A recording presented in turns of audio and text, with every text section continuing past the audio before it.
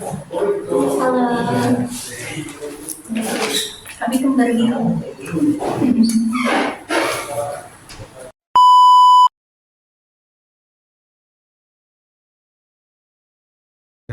Halo guys. Kami dari kelompok 4. Saya Isyam Alif Baisirga. Saya Rali Indrisnaga. Saya Denita Ramadhani. Saya Nadira Sabila Rahab. Akan membahas tentang analisis regresi dan korelasi sederhana. Selamat nonton. Baik, di sini saya akan menjelaskan tentang analisis regresi dan korelasi sederhana, di mana regresi merupakan variabel terikat dengan satu variabel bebas yang disebut dengan regresi linear sederhana. Variabel positif, bila nilai x naik, maka nilainya juga naik. Ini disebut hubungan searah.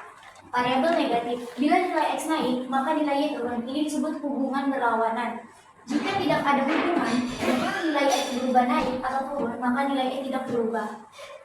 Baik, di sini kita akan mencari rumus regresi metode kuadrat kecil, di mana kita harus mencari B-nya dulu ya, di mana rumusnya N dikali sigma x i dikurang sigma x i dikali sigma x y per N dikali sigma x i kuadrat kurang buka kurung sigma x i tutup kurung kuadrat.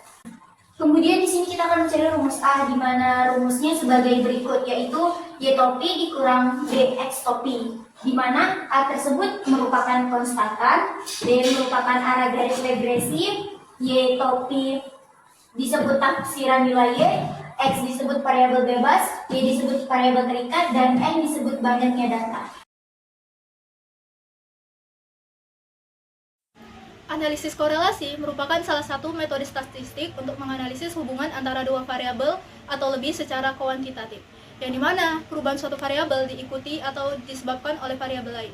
Tujuannya adalah untuk mengetahui besarnya variabel bebas terhadap variabel terikat.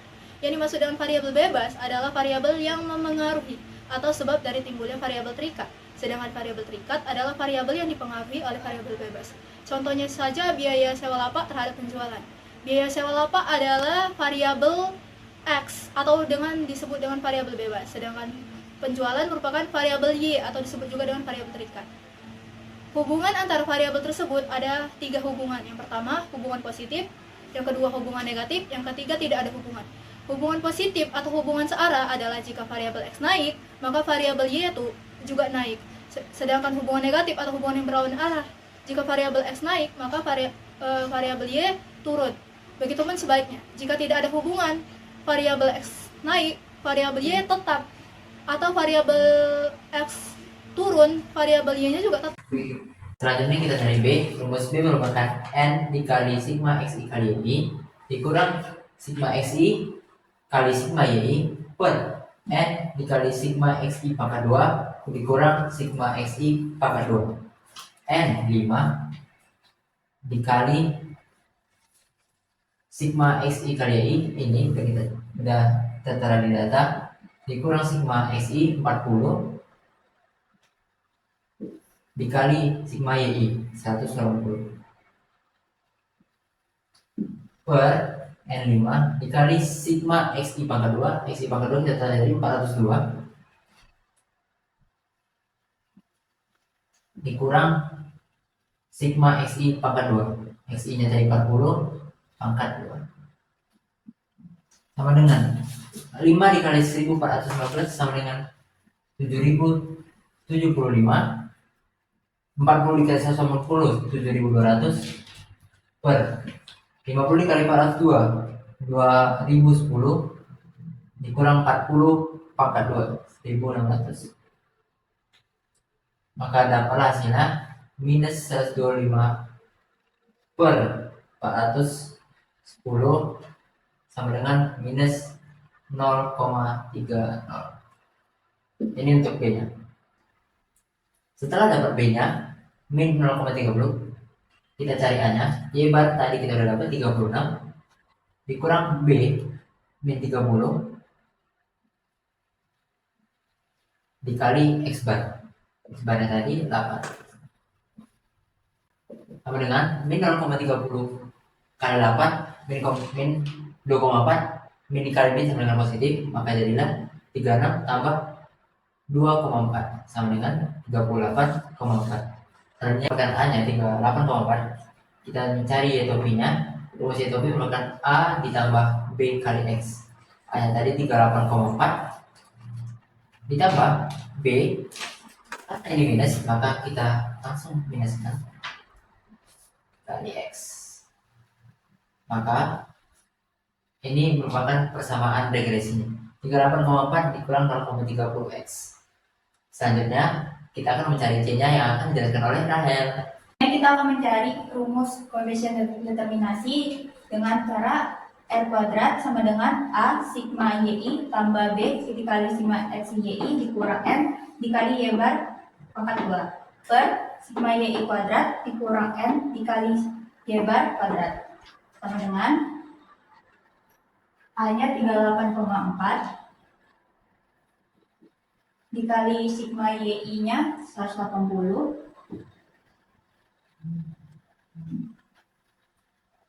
ditambah B nya 0,30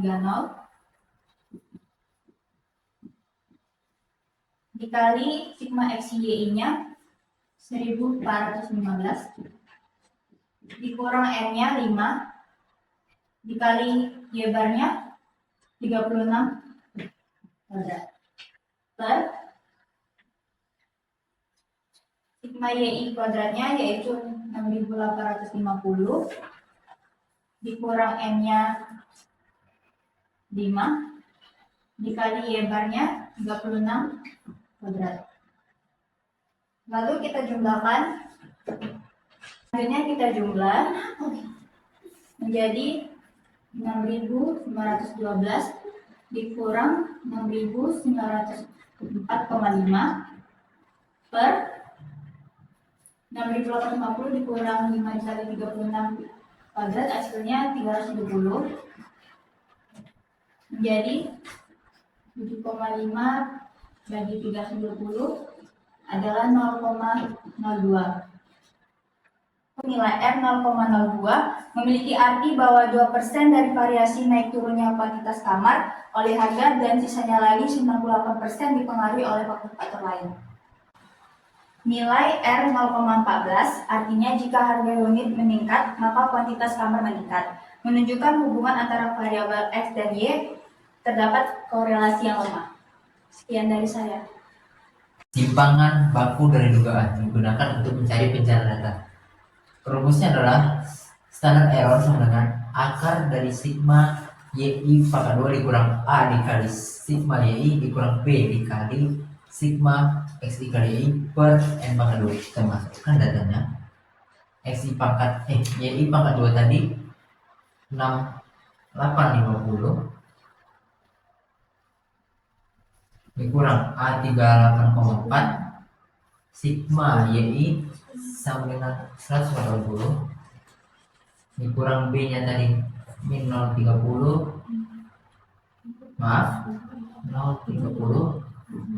dikali sigma X kali X 1415 per N nya 5 dikurang 2 38,4 dikali 180 yaitu 6912. Ini karena sama-sama minus jadi positif 0,30 dikali 1419 sama dengan 424,5. Di sini masukkan datanya per 3. Nah, jadi kita dapatkan perhitungan 6850 dikurang 6912 ditambah 42,5 sama dengan 362,5 per 3. Kan 362,5 per 3 kita pindahkan di sini.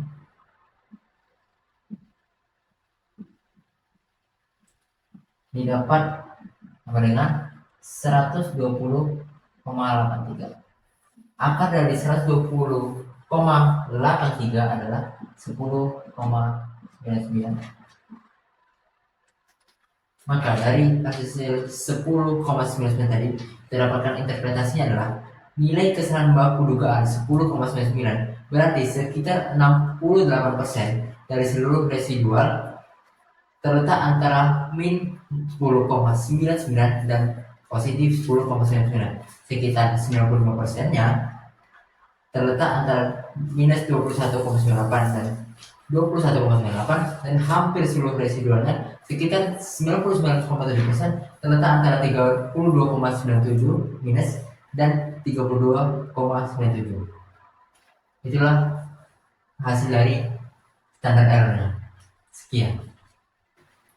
Kali ini saya akan membahas tentang korelasi peringkat. Pada metode ini, kuat lemahnya korelasi hubungan antara dua variabel dihitung berdasarkan urutan ranking, bukan berdasarkan nilai data pengamatan atau nilai asli. Lanjut, kita masuk aja ke data kedisiplinan dan kinerja karyawan dalam perusahaan Astra, di mana X adalah kedisiplinan, Y adalah kinerja kerja karyawan. Pertama, kita mencari ranking X. Jadi caranya itu kita mengurutkan dari data yang paling besar, yaitu berarti yang paling pertama adalah nilai data 92, berarti di sini 1. Lalu ranking kedua adalah 80. Lalu ranking ketiga adalah 77. Ranking keempat ada 2. Jika datanya ada 2, berarti ranking keempat dan ranking kelima ditambahkan lalu dibagi 2, jadi hasilnya 4,5. Ini juga 4,5. Lalu ranking ke-6 adalah 70. Lalu ranking ke-7 66. Lalu ranking ke-8 yaitu 64. Lalu ranking 9 yaitu nilai 45. Dan yang terakhir ranking 10 adalah nilai 40. Sama juga dengan seperti yang sebelumnya, berarti yang paling terbesar adalah nilai 89. Berarti lalu ranking 2-nya ada 2, berarti 2 tambah 3 bagi 2 jadi 2,5. Di sini 2,5. Lalu ranking 4 ada di sini. Apa ya? Bisa. Saya balik lagi. Oh. Iya, kamu mana? Selanjutnya kita akan mencari D1, di mana D1 itu selisih dari ranking X dan ranking Y. Berarti 4,5 dikurang 2,5 hasilnya 2.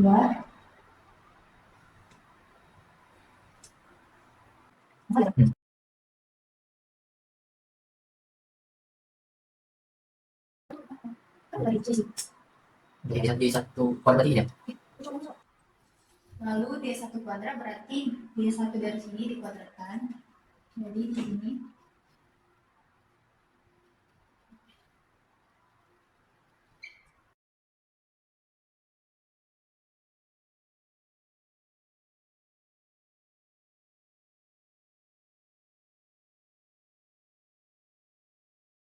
Musuh. Setelah itu jangan lupa kita totalkan dari D1 kuadrat itu, yaitu 31,5. Selanjutnya kita akan masuk ke rumus korelasi peringkat, di mana R sama dengan 1 dikurang 6 sigma DI kuadrat per N dikali N kuadrat kurang 1. Sama dengan 1 dikurang 6 sigma DI kuadrat, yaitu 31,5. Per N-nya ada 10 dikali N kuadrat 10 kuadrat dikurang 1